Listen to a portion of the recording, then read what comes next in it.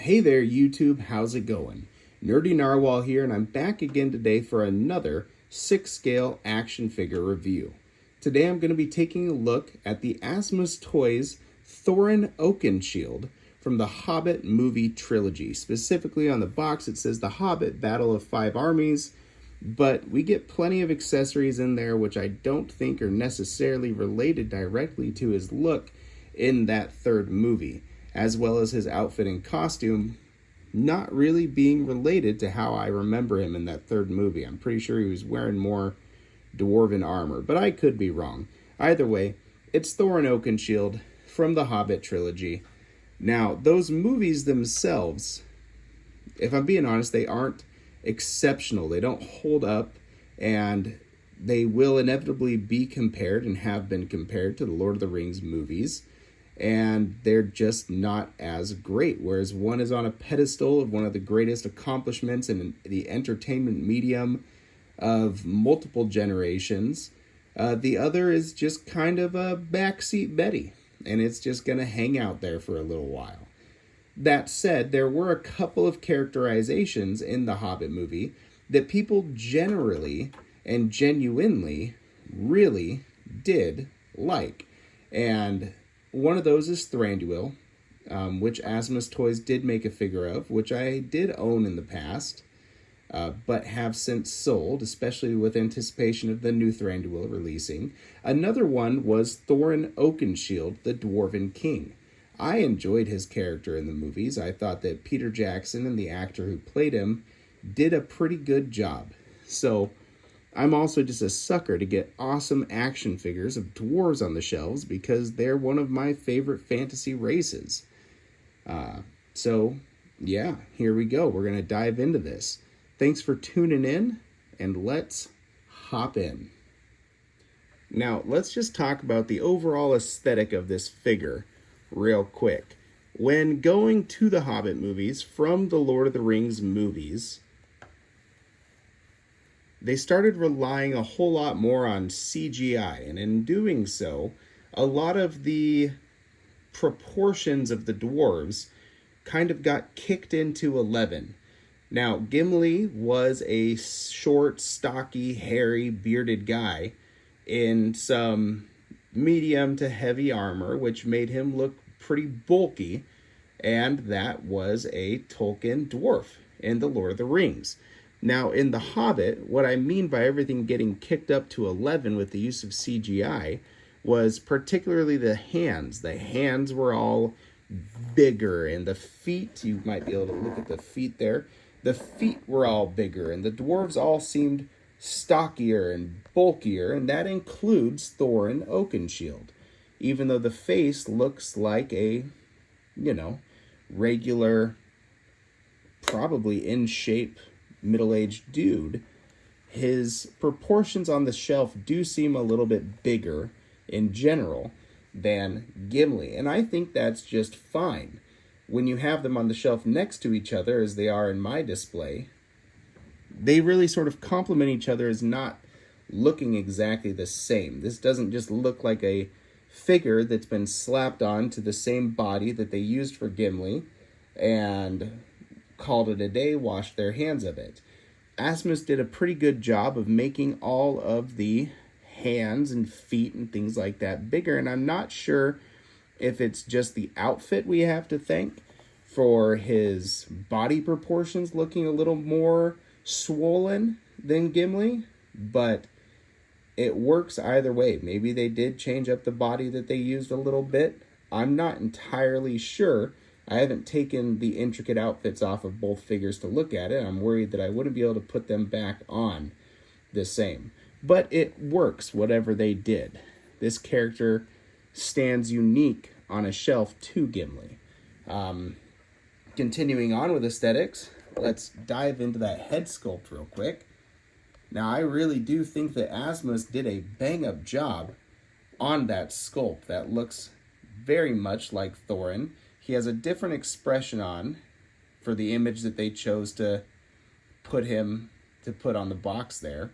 A bit different of an expression, but you can see the intensity, the regality. He's looking at someone who's telling him something important, that he doesn't have much time for anything light. Everything is in pursuit of his goal of becoming once again the king under the mountain, reclaiming Erebor. And it's a good sculpt. It's a pretty intensive sculpt. You will need to keep in mind that hair, though. And I'll show you how I mitigated it for this review. In the past, I like to use a mixture of mate, something like that, some hair product that doesn't have much shine, and a little tiny dab of Loctite super glue, and I mix that all together, and then I'll be able to style the hair how I want, keep it from looking so bushy on that head sculpt. And that will be permanent, but it works pretty well.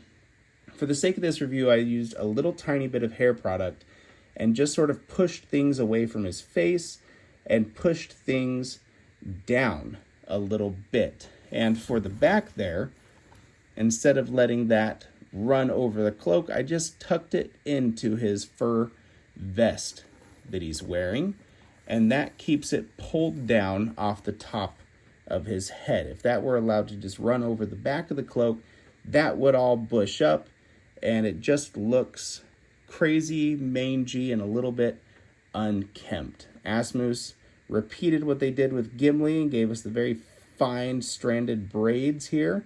That looks absolutely wonderful. But if you're not a 6-scale hairdresser, as I don't pretend to be, do keep in mind that you'll have to figure out something that works for you to keep that hair mushed into place, whether it's tucking it all under the vest or trying your hand with a little product or just pushing it all back away from the face. You'll need to figure out something. Let's pull back again and just get a look overall at the entire outfit, that full package. It looks awesome on the shelf. A little bit kingly, as you would expect from a Dwarven King. There's jewels in the belt. His under armor is, again, well jeweled. His sword handle. But it's a little bit roguish too, because here's a Dwarven King who's been on the road, taking odd jobs, working sort of as a mercenary type of character, while he gets to the point with Gandalf and the rest of his company that he can retake his kingdom. It all really works for me, from the fur boots and the straps to that overcoat vest that he's wearing, the faux fur that they used. But underneath that roguish attire, there's definitely the makings of a king, and it looks awesome. All right, now let's talk accessories, starting with what I don't currently have on the figure. First of all, he's going to come with 2 sets of those thick dwarven relaxed hands. You can see that each one has a ring on it. Let's get a look at that ring. Asmus did a very good job of getting the ring details in on the hand that time. It's not extended to underneath the finger. See, it just sort of wraps around and then stops. And that's just fine, because that's the part of it that we're going to see. And that part definitely looks like a ring on a hand, as it should. Next, he's going to come with 2 sets of gripping hands, and you can see that the ring on this hand is different, a little more simpler, just like golden band, maybe with a little marking in there. Asmus did, again, a great job with that. He's going to have 2 sets of, for 1 set, I guess, but, 2 fisted hands, a right and a left, in case he needs to throw any dwarven punches. He is going to come with his dwarven pipe. Again, it's bulky, very evocative of all the stylings of the dwarves in those Hobbit movies. It works for the character, and it's very unique to anything that we sort of saw any of the other characters smoking out of. So his pipe right there looks pretty good, and you saw that displayed with the figure a little tiny bit. He comes with the key to Erebor, which he uses to open up that secret passageway in the mountain. It's got all the details there. It's pretty neat. Looks like a little piece of metal, but it's just a thin piece of plastic. Probably a bit fragile. And lastly, the only accessory I don't have, and I'm not really planning on using with the figure, is his oaken shield. It looks like a piece of wood. There's some battle marks in it. It looks like it's blocked many swords and axes from striking Thorin in the past. And it's got these 2 rubber straps so that you could easily put that on the figure if you wanted to. I'll probably show off a couple of poses with it. But again, not really going to have that on the character. He really only used it in that first movie, so it wasn't a big part of the character. And I sort of thought it was a little bit tacky how they gave him his namesake was an actual Oakenshield instead of more evocative of the type of person that he was. That wasn't one of the best retcons, but Peter Jackson had to fill 3 movies with the story of what would have been a great single movie, or maybe even 2. So he had to go back in time and give us this whole scene of Thorin picking up an Oakenshield and stopping the White Orcs, and then continuing to use this Oakenshield, and then it falls off. It's whatever. But yeah, not a very necessary accessory for me to use with the character. And now spinning this guy around so that we can look at some of the accessories I have on him. First and foremost, probably the most important accessory is Orcrist, the Orc Cleaver. And that looks absolutely wonderful. Asmus did an excellent job sculpting Orcrist. There is some markings running down the handle of the sword, as well as throughout here, some elvish text. The blade is a very quality made piece of die cast. It doesn't feel flimsy at all, and I could definitely use this as a letter opener if I ever had to. It is solid. It looks great from the handle up to the tip. Thorin can hold on to this and use it to kill many, many orcs, as is the blade's namesake. As you can see, it's held on to the figure by a very beautiful scabbard, and this connects on both sides down here through a little hole in his vest and a little hole at the top of his vest, so that it can come around and snap on the front here. That's all rubber, so I'm not worried about any sort of deterioration, thank goodness. It's just a great accessory that's going to last the figure for a very long time. But it's not his only implement of war. He also comes held on with this little half scabbard down here with a dwarven sword, his very regal sword. There we go, push that back. Now this is plastic. It's a lot lighter than Orcrist, but the handle is about the same width and the character can hold on to it just fine. And if you're going for a bit different of a vibe on the shelf, this sword really works for that. Everything in the Hobbit with the dwarves, all of their architecture and art and weaponry was like this. There's a lot of jagged edges, sharp, hard cut edges, and the elves had their very beautiful, broad, sweeping curvature, right? So depending on what accessory you choose to display this figure with, you're getting something totally different. And I do appreciate that a lot. Asmus didn't have to give us this sword. I don't remember Thorin ever using this sword specifically in the movie. I think he had a dwarven axe at one point, but this regal sword, which looks great, I don't recall. They could have left this accessory to the wayside, but they didn't. They gave it to us. And I'm not one to say no to more accessories, even if it's not necessary or commonly used. And it fits right there on his belt, well enough out of the way. Held on here with these two They feel kind of leathery, but I feel like it's artificial, but it's not a pleather that feels like it's going to fall apart over time. Those two little clips there, and it looks solid. Also, if I adjust those a little bit around to the side of the figure, it helps keep that vest from flaring out too much.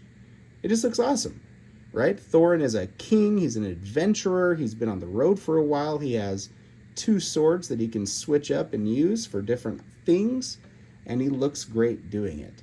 And that is going to do it for the accessories that this guy comes with. All right, now I've removed all the accessories from the figure so that we can get into articulation. He has a very big outfit on, so is that going to hinder his movement? Well, let's start with the head. He can look left, or not left, but tilt left, tilt right without any sort of problem. Every time you move that head, you are going to probably need to refutz with the hair. There he is, looking all the way left there. Looking solid, looking all the way to your right there. He does just fine. He's looking up, talking to Gandalf. He can go quite a bit, and he's looking down. And you can see that the eyes are sculpted in just such a way that while his head is down, his eyes aren't necessarily down too, and that's a very intensive looking stare from him. That's pretty awesome on display. But he does all that. His head is relatively unhindered by any of the outfit. Now the arms, Asmus once again opted to give us kind of a rubbery shirt overlay for his dwarven chainmail pattern here. That's tough, but it's on a cloth piece here, and I think they just sculpted pieces of it so that it would look full but not really get in the way of articulation. Those arms, same thing with Gimli, are really tight to come forward. There we go. So I don't want to force that too much, but they're going to come forward on mine just about right there. And they're going to click right back into place. Let's see if that left arm, there we go, coming forward just to about there. No problem. He's not getting his hands over his head. Those joints are really tight, and I think you really got to futz to get him in the right position. Now, he's going to come out in T-pose just fine. He can hit that T-pose. And even though this is a smaller body, you're still getting the standard Asmus articulation. There is that awesome double-jointed elbow getting you up to about right there. So he can do all sorts of things. The wrists are standard 6-scale wrist joints, giving you plenty of hinge as well as swivel, thanks to the two-piece cut gauntlets, which we just saw. Coming down here into the torso, he is going to have a little bit of crunch in that lower diaphragm, but this rubbery chainmail isn't going to allow it to matter really too much, just what you're doing with that diaphragm. He would be able to bend over more and look down from the hips, which is just fine. And talking about those legs, he can kick up all the way to a solid 90 right there. He has a solid single jointed knee, just like Asmus tends to do, single jointed knees, which can get you to another 90. And the boots are going to be a two-piece cut as well, which give you pretty unhindered front, back, down, left, right, tons of pivot. You're all doing good. And because there's so much articulation in those feet, and because those feet are so wide and broad and bulky, more so than Gimli's even, and Gimli has some big wide dwarf feet, you're going to be able to get him to stand pretty well without even the use of a stand. I'll just throw up a quick pose real quick using some of Thorin's articulation that we just went over, and boom. that looks pretty good. And that took about 10 seconds, right? Pick up the sword, pick up a hand, throw them into a pose. That's great. Obviously, with more intensive futzing, you're going to get an even better look on your shelf. But a pickup accessory and throw it on the shelf and it's still looking that good, that's pretty sweet. That is pretty gosh darn sweet, you guys. All right, you guys, let's do some comparisons. Now, throughout this review, I've talked a bit about how different Thorin is proportionally on the shelves with Gimli. So I've got them both here, and you can sort of see for yourself. It looks pretty clear. They're both in sort of a mid-walking stance. Gimli might actually be standing up straighter than Thorin is.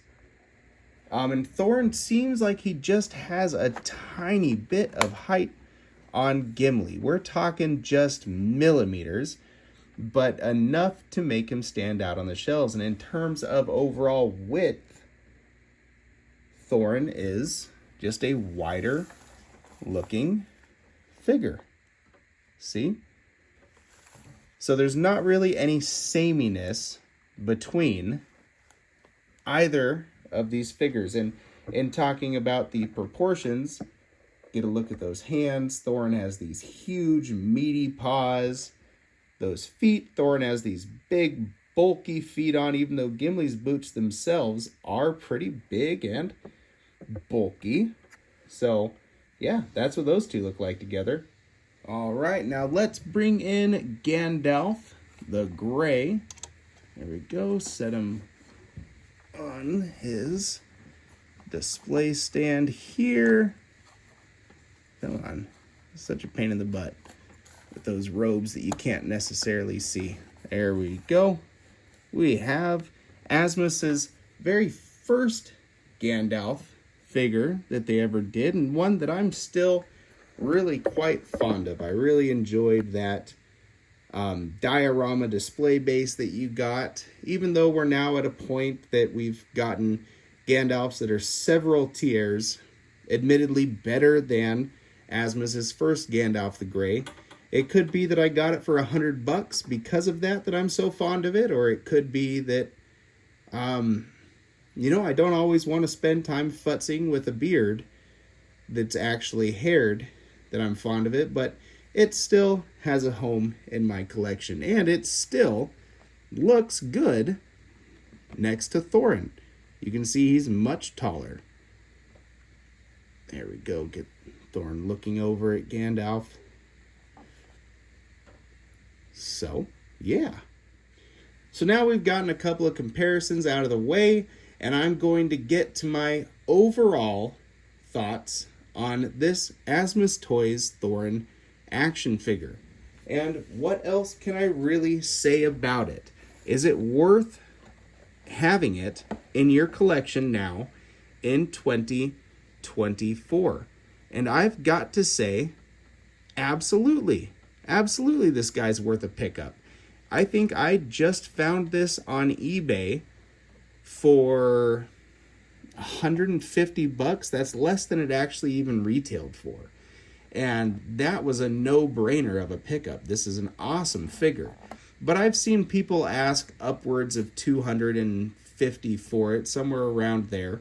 So that's going to come down to you, but you're getting a very unique outfit, a very unique character, and it all just aesthetically works very well on any sort of fantasy shelf.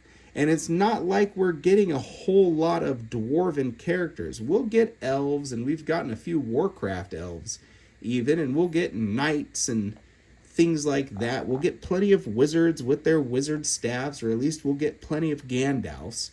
But how many dwarves are we going to get? Really, I'm not too sure that we're going to get a lot. And how many dwarves are we going to get from movies that people generally consider to not be that great? Like, would we ever get another Gimli? Yeah, we might get another Gimli from inArt, and maybe we get a Thorin Oakenshield, but I'm not sure how the licenses work. Maybe that's a whole nother license. Maybe they won't be buying it. I don't know. I just don't know. So for right now, when it came time for me to possibly pick this figure up, was I going to get it for $150? Absolutely. And would I have paid more? I probably would have paid a little bit more. It's a cool figure and unique, and it's not a character that I think is going to get a whole lot of love over the years.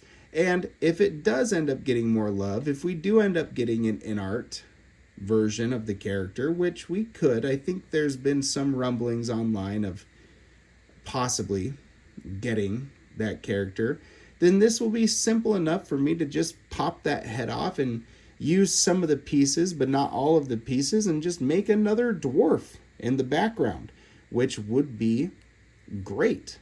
I will always take more dwarves. That body has so much reuse for making custom characters if we do get something better over time. So I have no qualms with owning this guy, and I'm very happy that I do.